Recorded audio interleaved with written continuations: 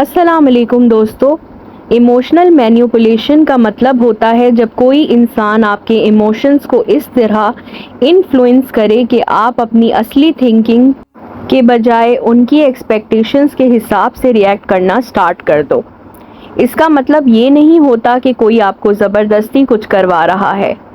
यहाँ ज़बरदस्ती नहीं होती, यहाँ इन्फ्लुएंस होता है और इन्फ्लुएंस धीरे धीरे होता है।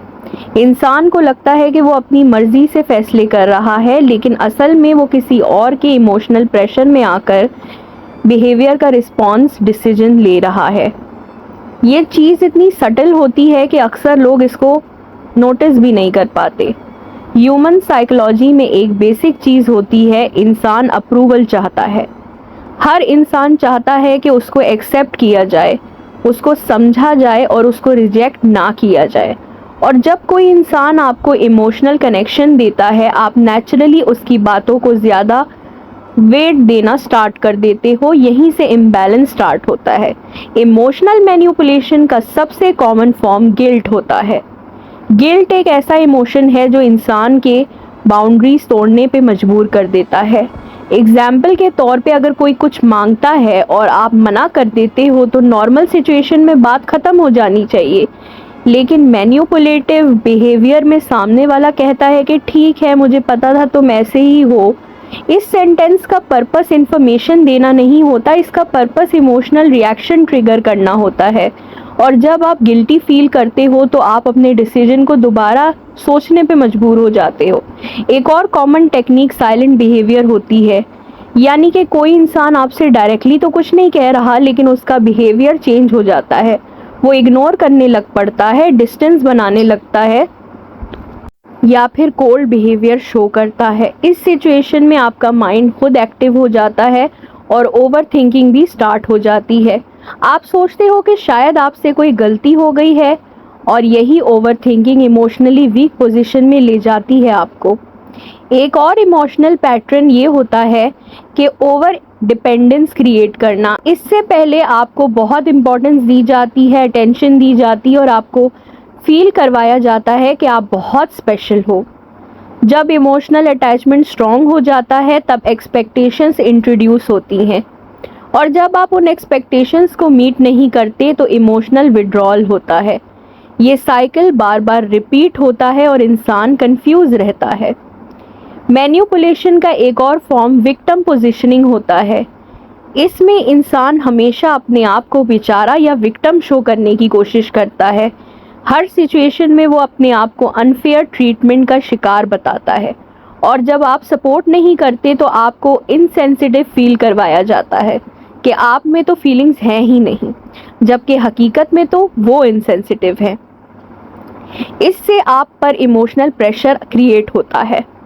एक रियल लाइफ एग्जाम्पल से समझते हैं। एक इंसान है जो वह हर वक्त आपसे हेल्प लेता है, ठीक है। आप स्टार्ट में सोचते हो कि क्या ये नॉर्मल है, लेकिन धीरे धीरे वो हर छोटी चीज़ के लिए आप पे डिपेंड करने लग जाता है। अगर आप मना करते हो तो वो नाराज़ हो जाते हैं, या उनका बिहेवियर एटीट्यूड में चला जाता है, या वो नाराज़गी दिखाने लगते हैं, और फिर आप गिल्टी फील करने लगते हो और कॉम्प्रोमाइज़ कर देते हो, या कहते हो अच्छा चलो मैं तुम्हारी हेल्प कर देता हूँ, हालांकि आपका उस वक्त नहीं दिल होता या आप वो चीज़ नहीं करना चाहते। ये होता है इमोशनल मैनिपुलेशन। ये साइकिल आपको स्लोली इमोशनली ड्रेन कर देता है।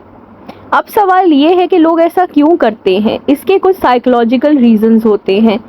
कुछ लोग इनसिक्योरिटी की वजह से ऐसा करते हैं। उन्हें लगता है कि अगर वो कंट्रोल नहीं करेंगे तो लोग उनको छोड़ देंगे।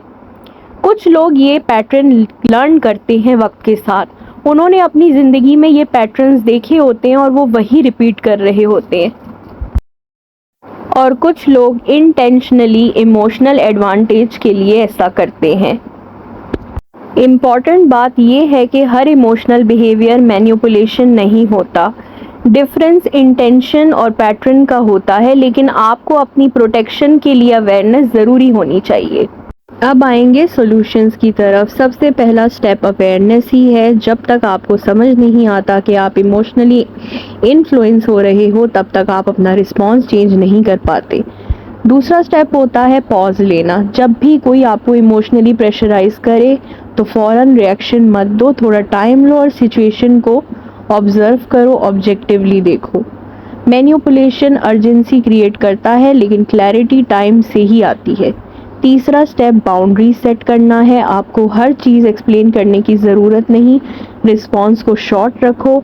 सिंपल और क्लियर रिस्पॉन्स ज़्यादा पावरफुल होता है, जैसे मैं ये नहीं कर सकता या करती, बस इतना काफ़ी होता है। चौथा स्टेप बिहेवियर ऑब्जर्व करना। वर्ड से ज़्यादा एक्शंस की इम्पोर्टेंस मानी जाती है, यानी कि कोई कुछ भी कह रहा हो लेकिन उसके एक्शंस बताते हैं कि उनके वर्ड्स और एक्शंस मैच कर रहे हैं कि नहीं। अगर कोई पैटर्न रिपीट हो रहा है तो वो अचानक या हादसा नहीं होता। इस्लामिक पर्सपेक्टिव से भी हमें बैलेंस और फेयरनेस ही सिखाया गया है। ना किसी को अनजस्टली हार्म करना ठीक है और ना ही अपने आप को कंटिन्यूसली इमोशनल प्रेशर में रखना। सेल्फ रिस्पेक्ट और डिग्निटी इस्लाम में भी इम्पॉर्टेंट वैल्यूज़ रखते हैं। फाइनल अंडरस्टैंडिंग है कि इमोशनल मैनिपुलेशन कोई मिस्टीरियस चीज़ नहीं है, ये सिर्फ ह्यूमन साइकोलॉजी का मिसयूज़ है। और जब आप इस साइकोलॉजी को समझ लेते हैं तो कोई भी आपको ईजिली कंट्रोल नहीं कर सकता।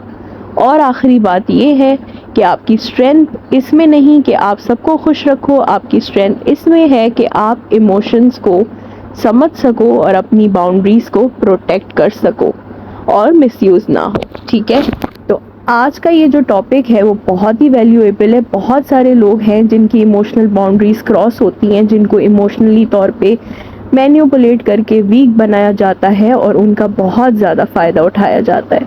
तो ऐसे लोगों तक इस वीडियो का पहुंचना आई थिंक सदका जारिया भी होगा और आपकी तरफ से उनके लिए एक गिफ्ट होगा, एक हेल्पफुल गिफ्ट। अगर ये वीडियो आपको पसंद आई है तो मेरे चैनल को सब्सक्राइब करना ना भूलें, क्योंकि मैं ऐसी साइकोलॉजिकल वीडियोस ले आती हूँ आप लोगों के लिए जो आपकी ज़िंदगी में बहुत ज़्यादा आपको हेल्प करेंगी, आपको बेटर ग्रोथ करने के लिए। तो इसलिए मेरे चैनल को सब्सक्राइब करें, वीडियो को लाइक और शेयर करें।